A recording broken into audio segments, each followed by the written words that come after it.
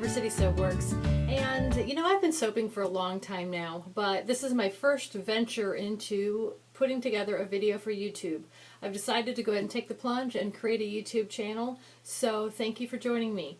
I've really been inspired by a lot of my soapy sisters out there that I've been subscribing to on YouTube. So kind of a shout out there to Katie from Royalty Soaps. You're adorable, you're fabulous, your soaps are gorgeous. Aria and Aerosol from La Fida La Mer, handmade soap shop in the Magdalen Islands. Karen from Eden Secret, your soaps are just gorgeous. Holly from Missouri River Soap, I enjoy watching you. You are just a hop, skip, and a jump for me on the other side of our state of Missouri. Clearly we like our rivers, as you can tell by both of our soap company names. And Kia from Petals Bath Boutique, I really enjoy the swirls that you make. And so there's a whole lot of other people out there that I'm leaving out, but I've been following a lot of people on YouTube for years and soaping for years, and just decided that it was time that I kind of pay it forward and share some of my things that I've learned along the way, tips and tricks and recipes that I've come up with that I feel are really, really good. And today we're going to be doing a cold process recipe that also incorporates melt and pour, and that is such a fun technique. I really, really like that. I love the look of it. The translucency of the melt and pour incorporated into the cold process soap is just really, really, really cool. I think so. Okay, so I've got my oils here. This is a mixture of olive oil, coconut oil, palm oil, and I like to use avocado oil in my soaps, and then I put just about a 5% usage rate of castor oil, which adds to the bubbly lather, and I enjoy that. I've got my lye water mixed up right here, and of course gloves and goggles on, and I'm going to go ahead and add my lye water to my oils and stick blend that up just a bit. Don't forget to burp your stick blender. So I'm adding my lye to my oils, and I do like to pour my lye water down the shaft of the stick blender to reduce the bubbles. If you pour it straight in, you're going to get lots of air bubbles in your soap batter, which usually results in little air pockets in your bars of soap. So I slowly pour the lye water down.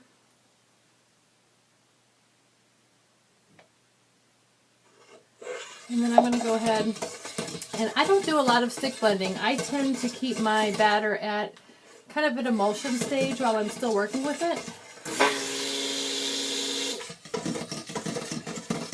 So I really like to be easy with my stick blending, because once you pass that point of no return, it's over.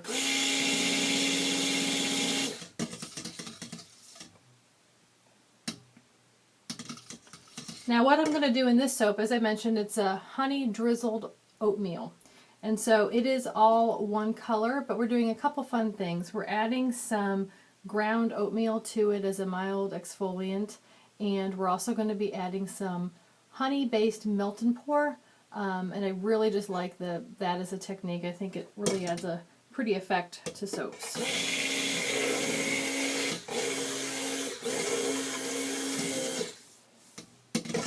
So I'm going to hold off on my stick blending for the time being.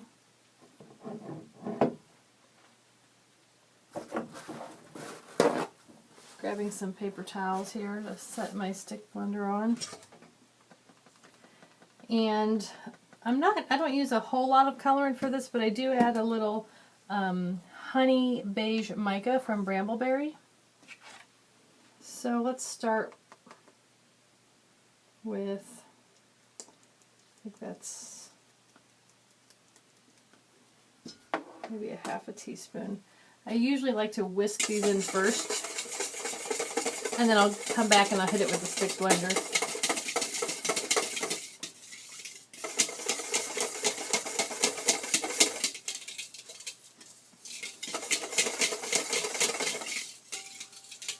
By whisking it first, you can kind of get a general idea of how it's going to look. If you keep hitting it with the stick blender, you're going to reach trace a lot faster than what you like. At least I do. So I really do back off on my stick blending.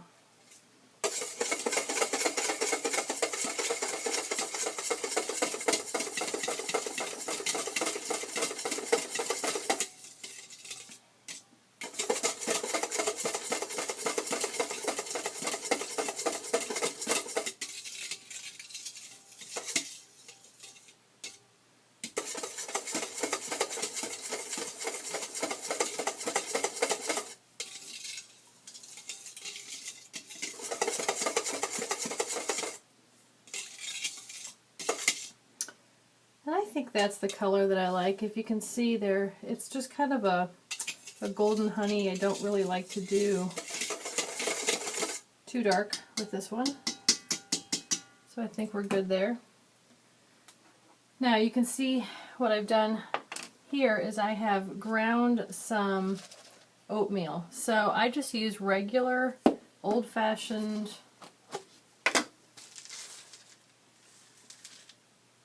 pure oatmeal, oats. Don't get instant oatmeal, but just regular oats. And then what I do is I just put those in a coffee grinder, and you just zap it once or twice with the coffee grinder, and you've got your own ground oatmeal. So I'm going to go ahead and stick blend this just a little bit. Just want to get it a little bit thicker.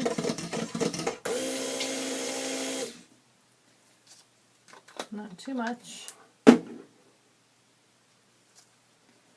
We don't want it too thick because, remember, we're going to be pouring a melt and pour into it.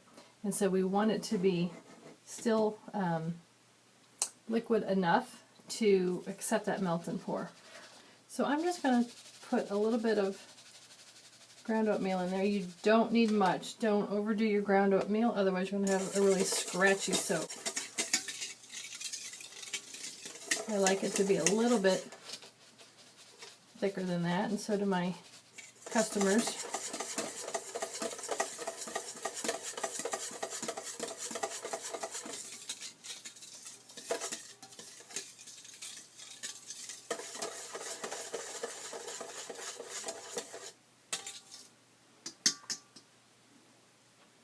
And you can see I've got pieces throughout, but not too much. I'm going to add just a little bit more, and then I'm going to back off of that because I don't want it to be too scratchy.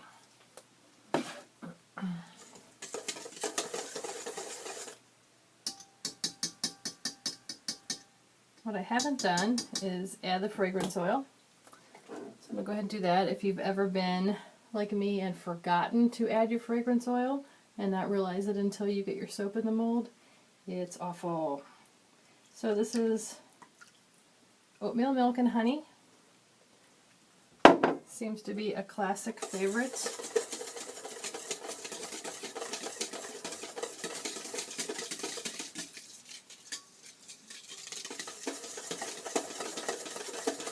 And it usually behaves pretty well in cold processed soap. I'm going to stick blend this just a little bit more to thicken it up a tad bit.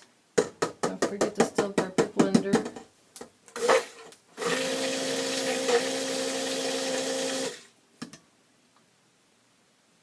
Stick blending it at this point will also help break down some of those larger pieces of oatmeal.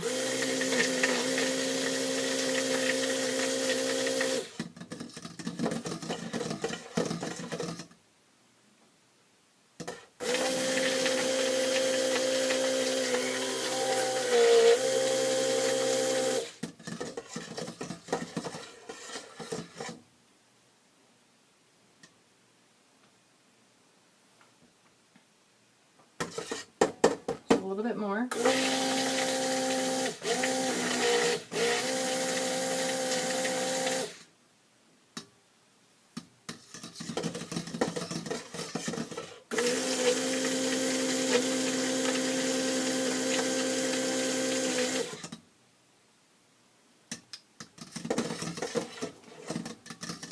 When I started making soaps, this was always the hard part, was really learning kind of where that sweet spot was. And it really depends on the artistic swirl that you plan on doing with that particular soap as to how thick you want to bring it to trace. You can see right here it's not very thick. It's just, I would just kind of call it a medium trace. It's thin enough that it will still accept the melt and pour. So let me show you the melt and pour that I have here. This is a honey-based melt and pour, and I added just a dab, I don't even know what you'd call it, just a speck of orange oxide, just to kind of give it a little bit more of a honey color, but that's what we're going to be using.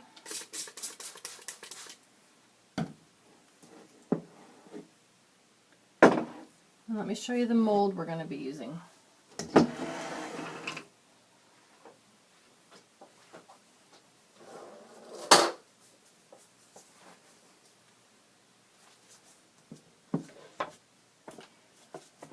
So this is the 5-pound loaf mold from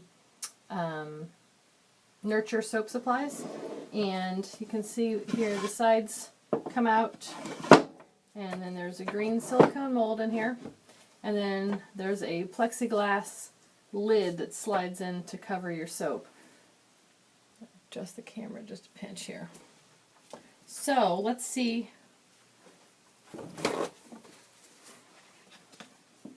about this. I'm gonna go ahead and I'm gonna pour about half of my soap batter in the mold, and then we're gonna add the melt and pour.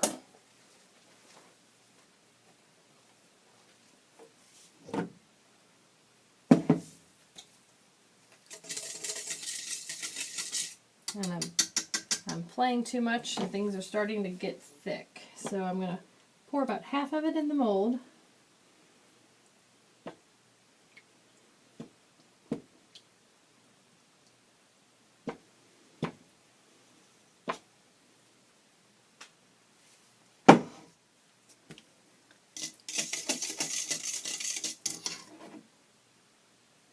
And then I'm going to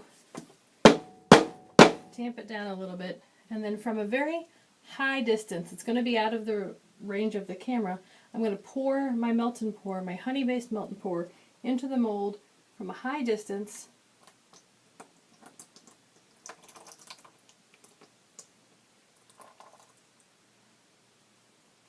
So it gets down in there.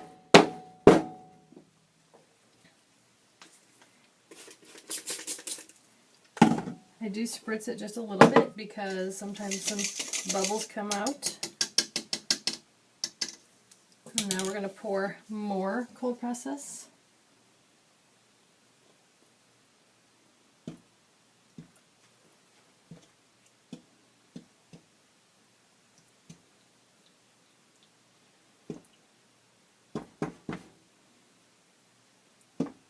Boy, that smells good. Okay, I'm going to give my batter a stir. I'm going to tamp it down to get the air bubbles out. And again, I'm going to pour from a height.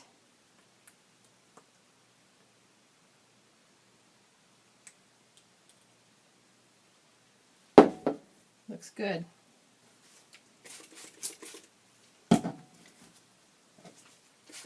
Those pesky little air bubbles though.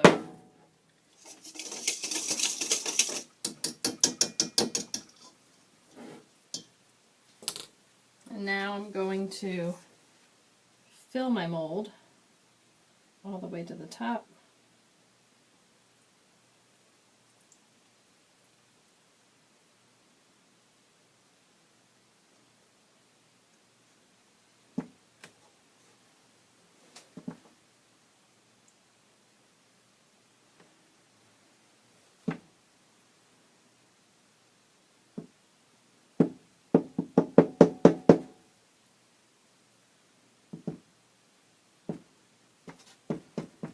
Okay, sorry if I was in the way of the camera there.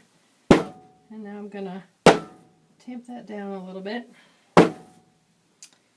Be careful of flying batter when you do that. If you're fairly new to cold process soap making, I hope you at least know that soap batter is very caustic and it will leave a chemical burn while you're working with it. So you'll know when you have some on your skin because your skin will really start to itch.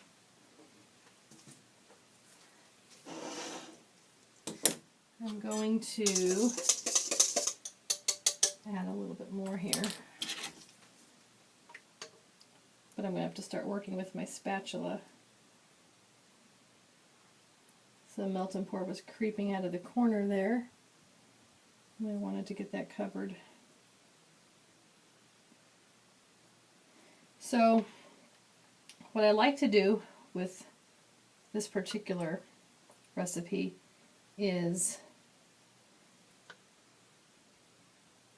I like to mound up the top and then sprinkle some whole oats on there and then drizzle a little bit more of the melt and pour. So right now my soap batter is a little thin for staying in place firmly, but I have a feeling it's going to harden up here pretty quickly. So I'll go ahead and try to build up a little bit of a layer. And if you can see in a video, there's little flecks of my ground oatmeal in there. So by using oatmeal that's not powdered necessarily, but finely ground, it's a little bit more exfoliating than using the powdered, but I've never found it to be overly exfoliating. It's not too much. If you're somebody who has very sensitive skin, then you might want to ground your oatmeal to a very fine powder, but I've never heard from anybody that that's been an issue with this. So what I'm doing here is I'm just trying to build up a little bit of a layer. And then I'm going to come back with a spoon and texture the top. Texturing is something that I've really had to work at over the years. It's been probably one of my most frustrating aspects of cold process soap making, because for those of you who have been doing it for a while, you know that you need to just do it and then leave it be. When you start messing with it too much, just like doing colored swirls, you start really kind of ruining things. Okay, I just melted some more honey-based melt and pour, and while that's cooling, because I don't want that to be too hot and runny, I'm going to work on my top here. So this is always the part that just stresses me out, because I am kind of a bit of a perfectionist, and when I don't get the tops exactly the way I like, then I keep messing with them, and the more you mess with it, the more trouble you're going to cause. So you can see I'm just going in here, and I'm starting on the side. I don't know if you can see this, but I'm starting on the side, and I'm just kind of creating a bit of a little peek up. Boy, if you hear my little dog in the background, that's Bella. We have a little Papillon. I'm in the soap studio downstairs, and she is upstairs, and somebody just came in, and she's a barker when anybody comes in. I shut the door to keep her up so she wouldn't get under my feet, which is what she likes to do when I'm soaping. If any of you have animals, pets under feet when you are soaping, then you know what I mean. So you can see there's really no rhyme or reason. I'm just kind of building up the side, and the reason that I'm doing that is because I'm going to lay a little bit of a sprinkling of whole oats. So I've done that, and now I'm going to just take my spoon and along the middle. You see I'm just kind of making a twisting motion. There's no right or wrong here, folks, and that's the hardest part. I still struggle with it. I'll do something and then I won't like how it looks, and I'll kind of try to rework it, and then I'll wish I hadn't. So, there. That's not too bad. So now what I'm going to do, I'm checking on my melt and pour. It still feels really hot. I think I heated it up a little bit too long. So that's okay. We're not in a rush for that at all. So while that's cooling, I am going to show you what I'm going to do with these oats. So here I have some whole oats, the same oats that I ground, and I'm just going to drizzle just along that center line that I just texturized some whole oats. I'm not going to do a lot. It's really more just for a decorative accent than for anything else.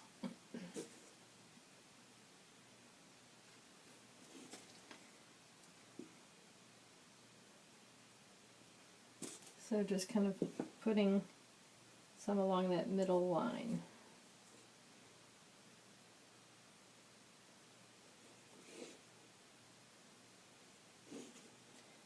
Okay, I think that's good.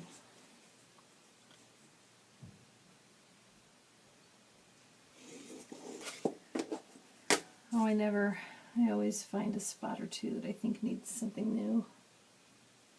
Okay, let me check on the melt and pour.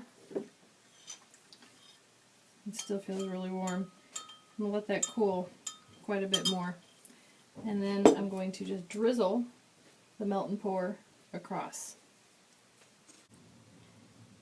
Thanks so much for joining me as I created the Honey Drizzled Oatmeal loaf for you today. Come back in a couple days when I will upload the cutting video, and hopefully we'll, fingers crossed, see some cool effects that melt and pour translucency creates in that cold process soap. So thanks for joining me for my very first venture into YouTube land, and come back again, subscribe to my channel, and I hope to add a lot more videos and share some cool creations with all of you. Thanks so much, and happy soaping.